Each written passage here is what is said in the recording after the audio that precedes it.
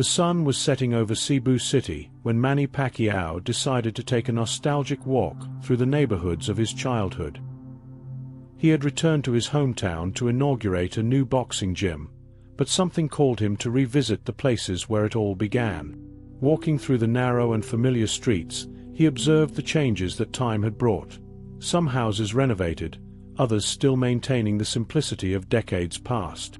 As he passed by a small mechanic shop in the back of a secondary street, Manny heard the characteristic sound of tools hitting metal, a melody that instantly transported him to his adolescence.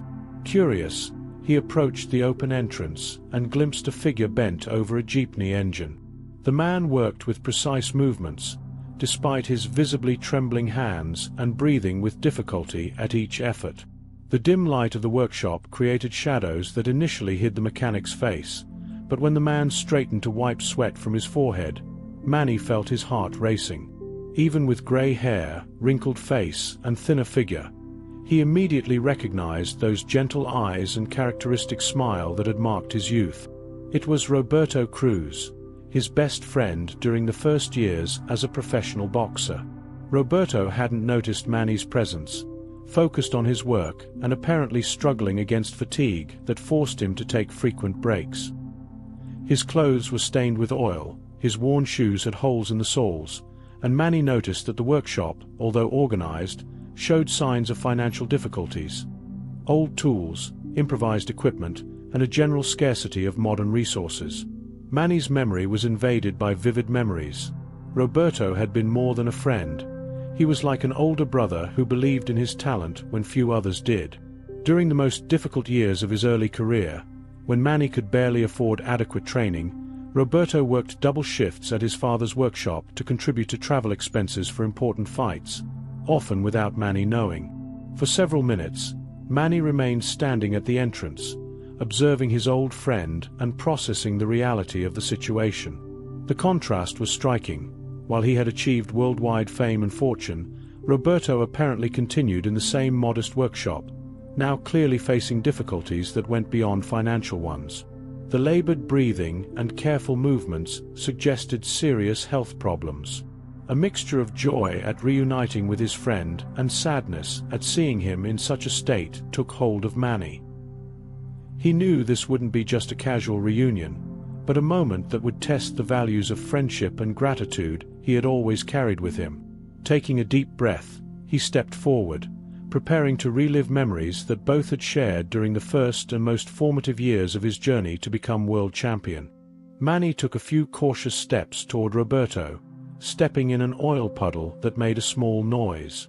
Roberto looked up, initially just registering the presence of another potential customer. But when their eyes met, an expression of total disbelief spread across his aged face. His hands, which held a wrench, began to tremble more visibly. Roberto instantly recognized his old friend, his voice becoming choked with emotion upon realizing who was before him. He blinked several times, as if trying to make sure he wasn't dreaming. The mechanic let the tool fall to the floor with a metallic noise that echoed through the small workshop, his legs wavering slightly as he tried to approach his old friend. The unshaven beard and deep grooves on his face told stories of years of hard work and worries, but his eyes maintained the same kindness that Manny remembered from youth. Roberto tried to clean his oily hands on a dirty rag before extending them hesitantly, still processing the reality that his childhood friend, now a world legend, was standing in his humble workshop. Manny didn't hesitate to hug Roberto, completely ignoring the oil stains that would inevitably mark his expensive clothes. The hug was long and silent, each man fighting against emotions that threatened to overflow. Roberto seemed so fragile in Manny's arms, a diminished version of the strong and vigorous young man who used to carry boxing equipment and encourage Manny before each fight. When they separated, Roberto tried to smile, but Manny could see the mixture of joy and embarrassment in his eyes. There was pride in seeing his old friend's success, but also a silent shame about his own current situation. Roberto gestured timidly around the workshop, as if apologizing for the modesty of the place where he now received someone who frequented presidential palaces and packed stadiums. Roberto finally expressed his admiration, commenting how much Manny had grown, his voice loaded with emotion. He repeated that he always knew Manny would succeed, that he always believed in his potential. His words were interspersed with a dry cough that made Manny frown with concern. Roberto tried to disguise the cough, but it was evident it wasn't just a passing cold. It was something more serious, probably the result of years inhaling toxic fumes in the poorly ventilated workshop. The moment was simultaneously joyful and melancholic. There were two friends who had shared youthful dreams, now at completely different stages of life. Manny felt an enormous weight in his chest, realizing that while he had flown to unimaginable heights, Roberto had remained in the same place, apparently forgotten by time and circumstances, silently fighting his own battles without the glory of rings or the applause of crowds. In the minutes that followed, Roberto insisted on showing Manny the corners of the workshop, pointing with pride to engines he had restored and jeepneys he had saved from scrap. But Manny observed more than the vehicles. He noticed how Roberto leaned on workbenches when walking, how he paused frequently to breathe, and how his hands trembled when holding heavier tools. It was evident that physical work was becoming increasingly difficult for him. Roberto offered coffee in a chipped mug, made on a small improvised electric burner in a corner of the workshop. While preparing the drink, he talked about the years that had passed since they last saw each other, trying to keep the tone light and positive. He talked about some interesting jobs, loyal customers, and how he followed each of Manny's fights on television, secretly celebrating each victory as if it were his own too. But as the conversation progressed, more concerning details emerged. Roberto casually mentioned that he had to sell the family house to cover medical debts, now living in a small room at the back of the workshop.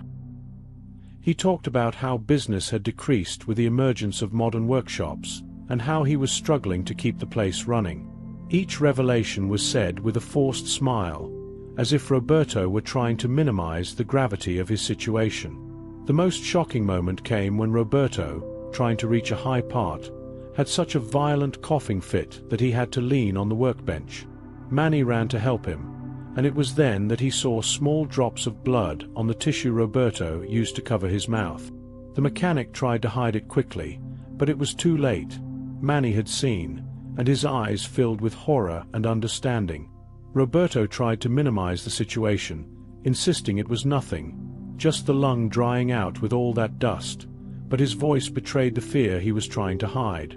Manny insisted on knowing the truth, and gradually, piece by piece, the devastating reality was revealed. Roberto had been diagnosed with a serious lung disease, the result of decades inhaling toxic fumes without adequate protection. The doctors had been clear: without immediate treatment and complete rest, his life expectancy would be severely limited. The cruelest part of the situation was discovering that Roberto had known about his condition for months, but didn't have resources for treatment. The public health system had endless waiting lists, and private treatment was completely beyond his financial reach. Roberto had accepted his fate with silent resignation, continuing to work because he had no alternative, each day possibly being the last he could maintain his independence. Manny felt as if the ground had opened beneath his feet. There was his old friend, the man who had sacrificed so much to support his dreams when no one else believed in him, now wasting away in silence, too proud to ask for help and apparently forgotten by the world. The irony was cruel.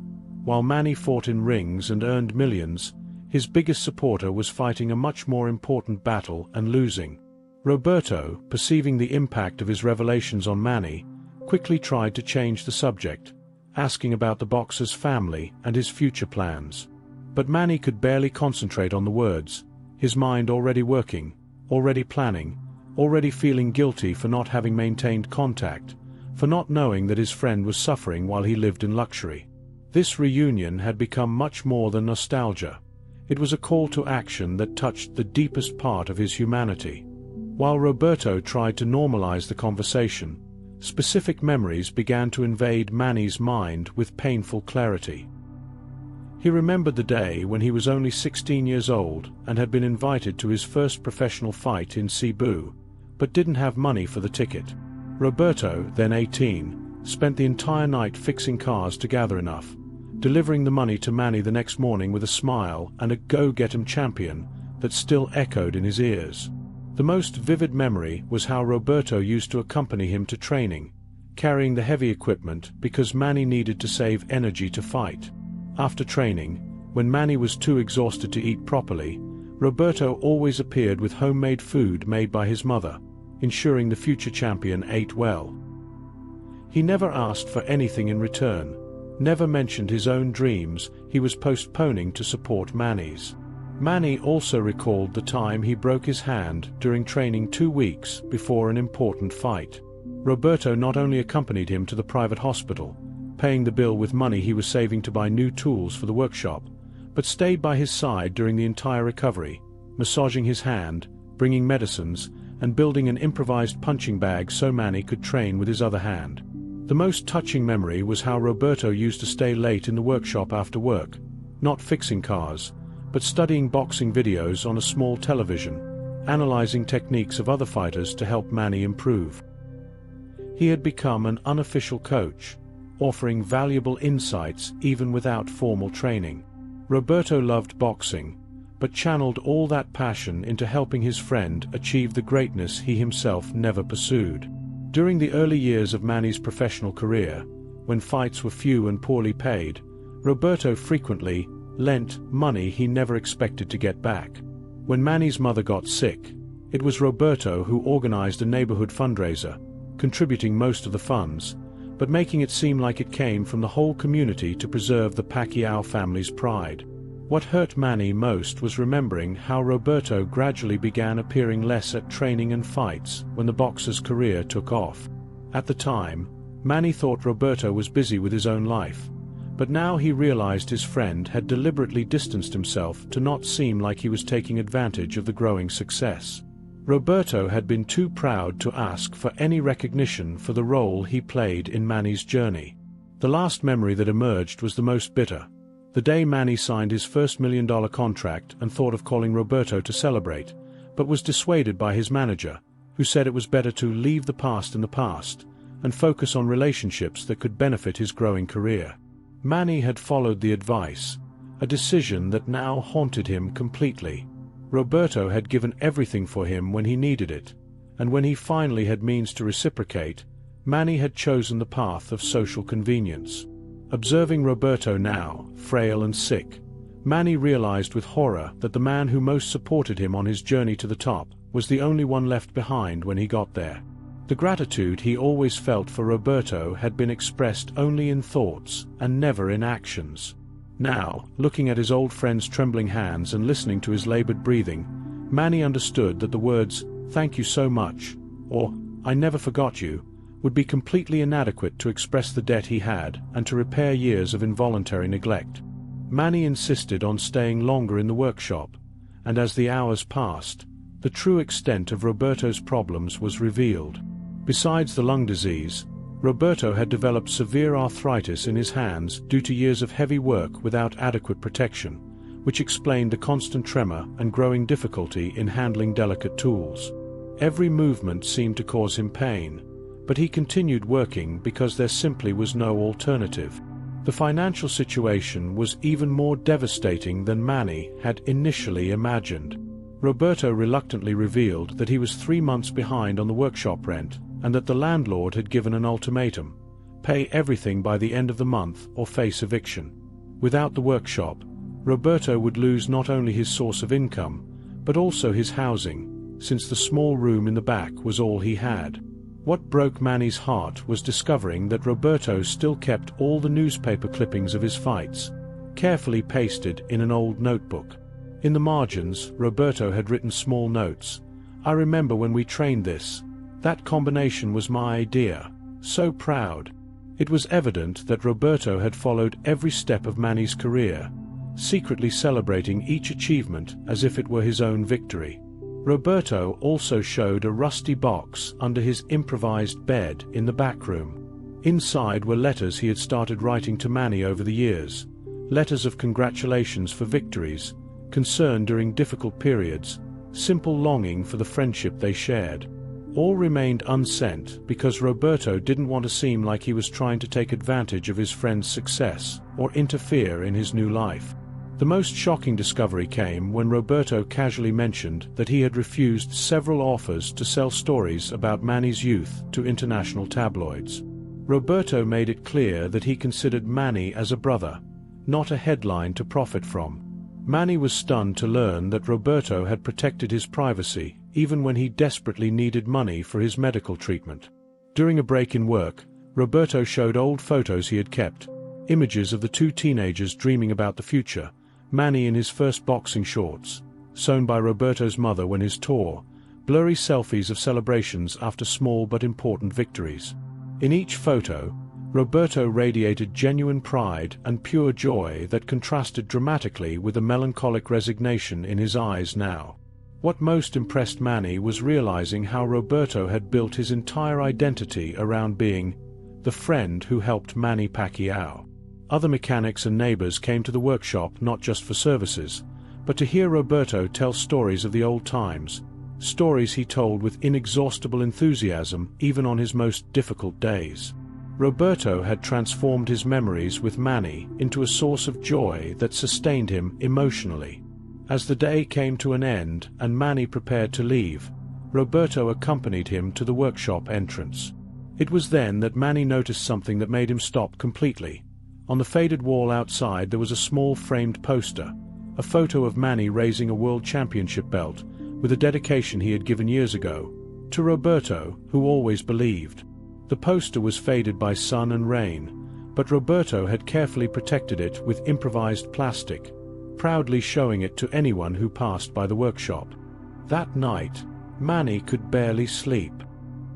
His mind worked intensely, formulating a plan that could not only save Roberto's life, but do so with dignity, respecting his old friend's pride. He knew Roberto would never accept direct charity. His personality had always been too independent for that. The plan needed to be subtle, offering opportunities instead of just money. The next morning, Manny returned to the workshop with a carefully elaborated proposal. He had discovered that a complex of mechanic workshops in Cebu's business district was for sale, 3 modern interconnected workshops, with state-of-the-art equipment and already established contracts with transportation companies.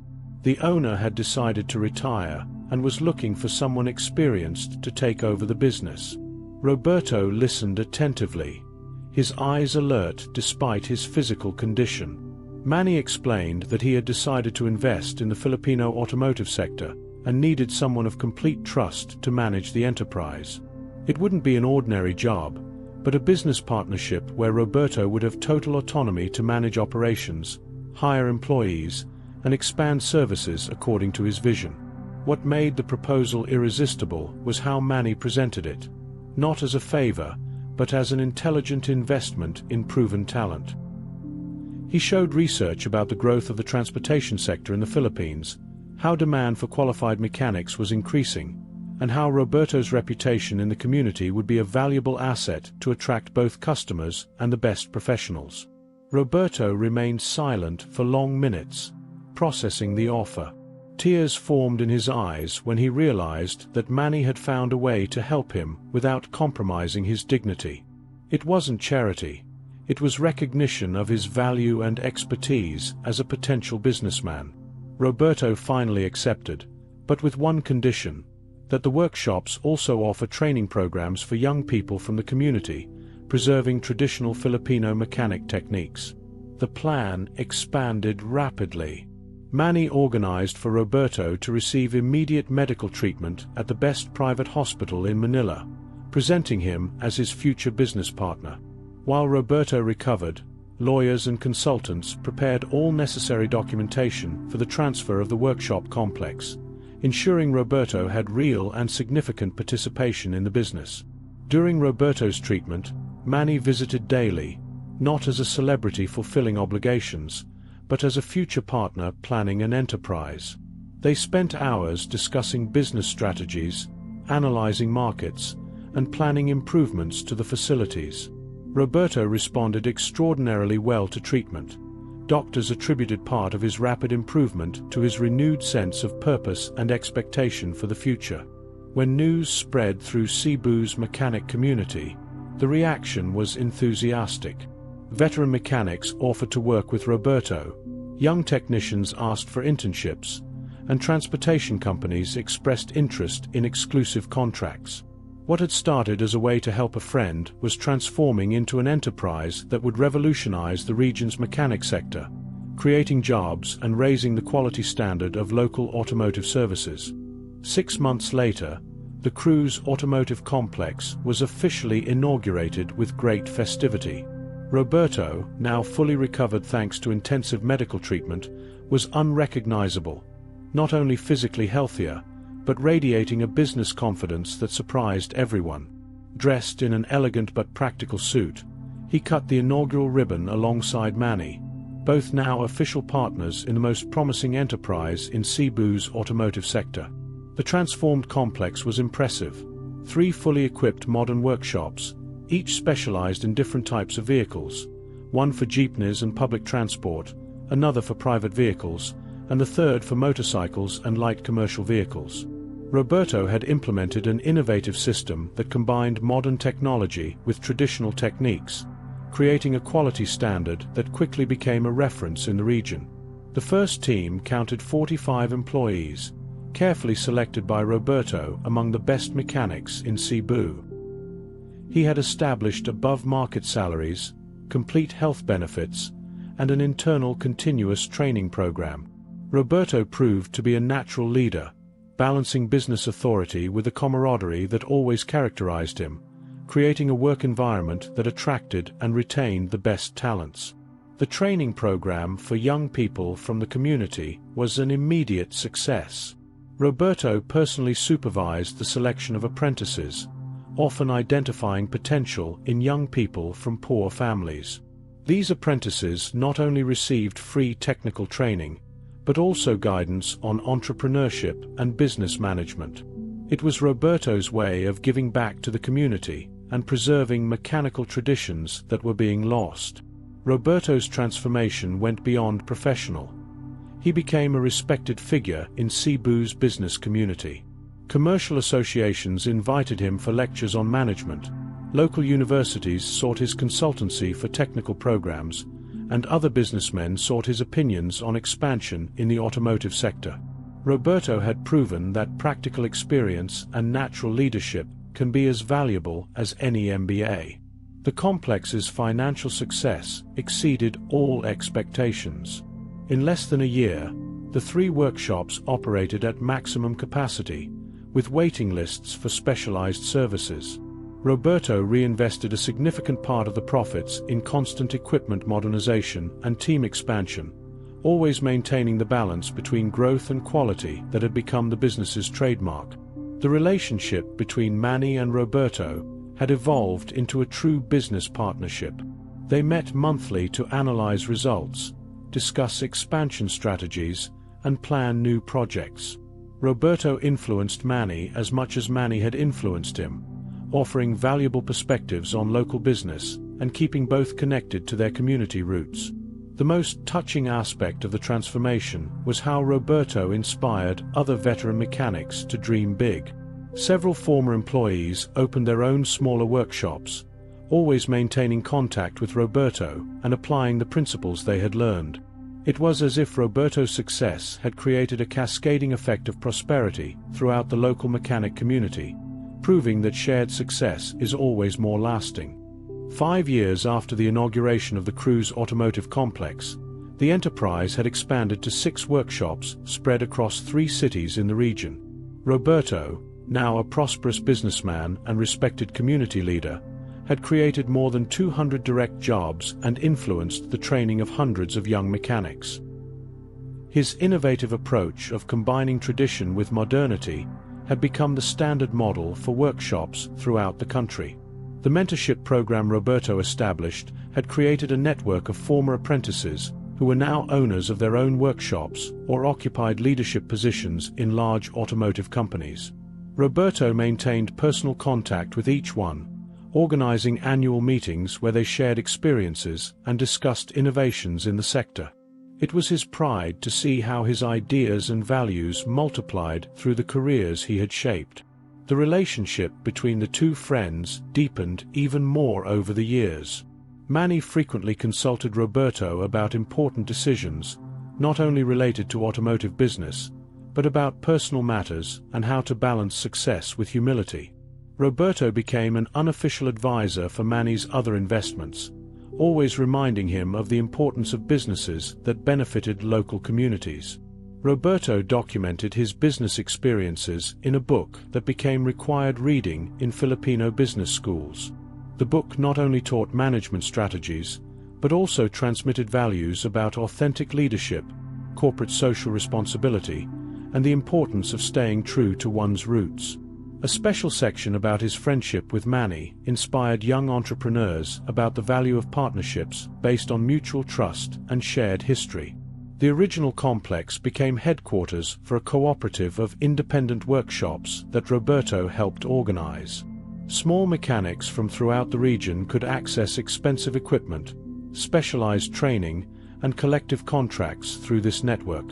Roberto had created a model that allowed mechanics to maintain their independence while benefiting from shared resources, democratizing opportunities in the sector. The workshop where it all began was preserved within the complex as a shrine to friendship and perseverance. There, a permanent exhibition told the story of two young men who dreamed together, separated through life's paths, and reunited to create something even greater. Visitors from throughout the country came to see this symbol of how true friendships can overcome time and circumstances. A special tradition was established. Every year, on the anniversary of his recovery, Roberto and Manny spent a day working side by side in the original workshop, fixing vehicles for needy families for free. These days became community events, where other mechanics joined voluntarily, creating a festival of community service that strengthened bonds between businessmen, workers, and local families. The story of Roberto and Manny became a case study in business schools about successful partnerships and corporate social responsibility. Roberto frequently lectured about how businesses can grow while maintaining traditional values, how authentic leadership surpasses management techniques, and how true successes are those that elevate entire communities, not just individuals. In recent years, Roberto established an investment fund that supported young entrepreneurs in the automotive sector, especially those from humble origins. His main criterion wasn't just the financial viability of projects, but the potential for positive impact on the community. Roberto wanted to ensure that other talented young people had the same opportunities he received, creating a virtuous cycle of shared prosperity that honored both his friendship with Manny and his dedication to his people's welfare. If you like this kind of story, leave your like and subscribe to the channel so you don't miss out on the next videos.